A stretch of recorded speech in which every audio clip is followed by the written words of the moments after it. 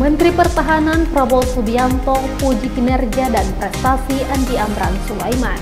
Prabowo menyampaikan pujiannya dalam kegiatan Jalan Sehat Anti Mager yang dilaksanakan pada 6 Agustus 2023 di Kota Makassar.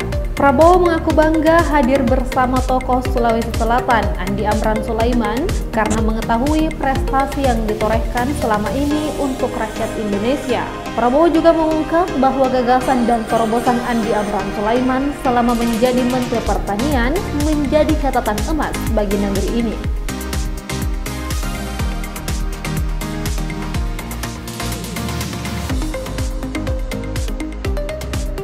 Sebelumnya diketahui, Prabowo turut hadir dalam kegiatan Jalan Sehat Anti Mager yang dilaksanakan oleh IKA-Unhas bersama Pemprov Sulsel. Sekitar 450 peserta dilepas oleh Prabowo Subianto untuk mengikuti Jalan Sehat Anti Mager. Selain Prabowo, kegiatan ini juga turut dihadiri oleh staf khusus Menteri Pertahanan, sejumlah pejabat, dan tokoh masyarakat. Selamat ulang tahun Sulawesi Selatan yang ke-354.